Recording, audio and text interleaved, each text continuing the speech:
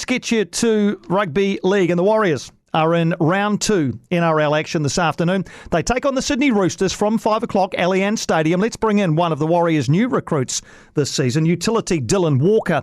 Dylan, thanks for taking the time on match day. A first-up win over the Knights last Friday night. What were the main things that the review of that game threw up for you and the team? Yeah, no, there was lots of positives there. There was just a few moments, key moments in the game where Carnes Nickel Clockstead, he scores a try for us to go in front, and then that try saver on Kalen Ponga with about 15 to go was a good turning point for us. And I just like Webby said, he just liked the boys, backing each other up, helping when someone's made a mistake, and just big moments in the games. In that game, I think that we just owned, and it was really pleasing to see because lots of hard work during the pre-season about it's important to score tries, but it's just as more important about saving them. So I think we had a few try savers in that game, and mate, just real proud how everyone went out there and just had a crack. Yeah, you're bang on as far as the defensive effort was concerned. That really caught the eye with chances, try saver on Kalen Ponga, and there were many other instances of defensive stability and real commitment from the side. Is there an intrinsic feeling in the side this year that you want to be defensively resolute? Yeah, no, we definitely got drummed in a lot about new defensive principles. Being playing the game for a bit now, this is something that's a little bit new to me as well, and it's really exciting because it makes sense when they explain it, and it's real clear on what everyone's role is and how it's so small and detailed, but it can just make a world of difference. Even the one with Edward Cossey and Adam Pompey, how they said that try on Hummel Hunt where it was a 3-on-2 battle, and just those little things that what we learnt in the pre-season is just staying square and staying up there. Just sort of made the whole play come to fruition and how they saved that try. And mate, it's just good to see that the things that we did in that game, is a resemblance of our pre-season. It's just lots of hard work, defensive movements. The attack will come. I felt like that. Even though we won the game and there's lots of positives, we still know that we weren't 100% effective with the ball. We didn't build pressure, but we didn't apply the pressure. And every time we tried to do it, the pressure got relieved from our own doing. And that's just a few costly things and some that we've addressed. And it's just real important moving into, against the Roosters that, we can get better. And we know we can get better. And that's where I think I get more excited about moving forward this year. Well, can we talk about the attack? Because, as you say, that perhaps is a work on. But do you feel like you've got the roster, got the players to be the attacking force that you want to be? Yeah, definitely. I think we showed glimpses during the game last week, and the shapes that we've all sort of come up with as a team, really showed, and we showed glimpses of it. But then just on the back of our shapes, we just got to apply pressure a little bit more, keeping teams down in their ends. And, football is a game of two things, and that's defending and attacking. And if you're attacking well, then it's easy to defend. And then if you're defending well, you've got to add a few more of the juice back into attack just so you can keep the pressure on. Just want to ask you, Dylan, about your particular part that you played in that game. Every time you came off the interchange bench, which was quite often, you brought great energy. Every time you did something, it seemed to have that, that real spark about it. Given the fact that you are a versatile player, you can cover a range of positions. Do you think your role this year with the Warriors is going to be mainly from the interchange? Yeah, I think so. I think I don't know. I have a good theory about it. Just moving forward, it can come across a bit, arrogant, but, I'm someone that's real proud of being on the bench and coming off and making an impact. And, for me, it's just, I make being on the bench being cool, so I'll stick to that. That's good. That's an amazing way to look at it. Well, you're on the right track. But in terms of preparing for a role like that, is it a role that requires slightly different preparation to say it would be if you were starting, in a number 3 jersey, for example?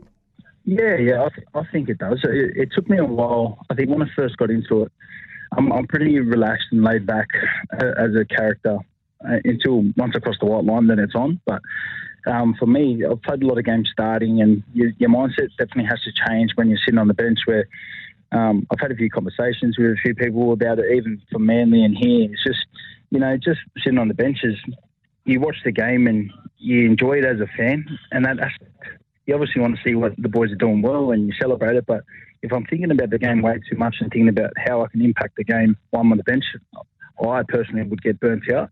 So I watch it as an aspect of just the fans sitting in the grandstand and just watching the game and, going with the hits, going with the good runs.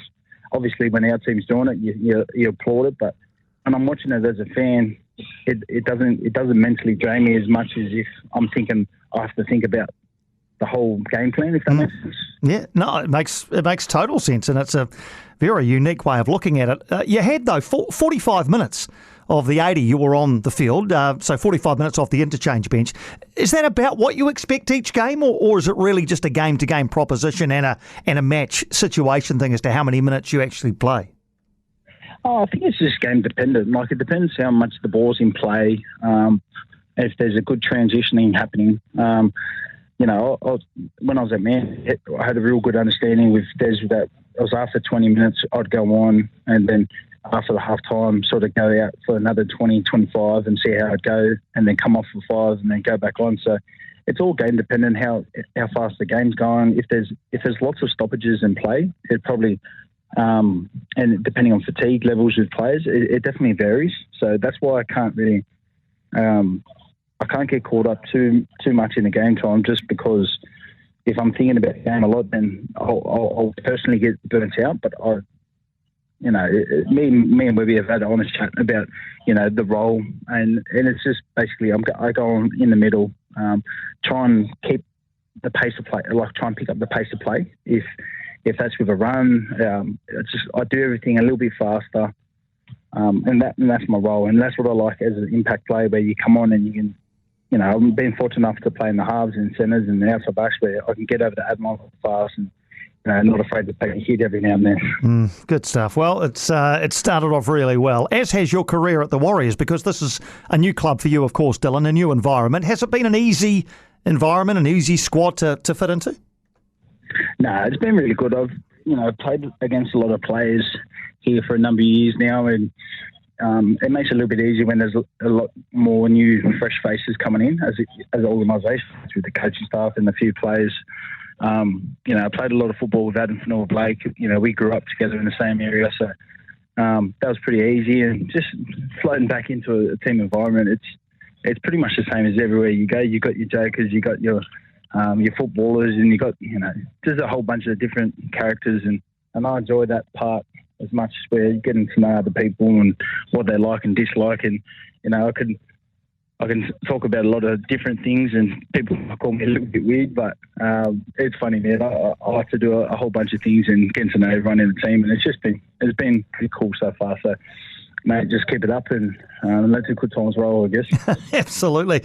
It was a decision that you made really early, because I remember, I think this is right, you signed the contract, or it was revealed you were coming to the Warriors a year ago in March of last year. So did that make your last season at Manly challenging in any way?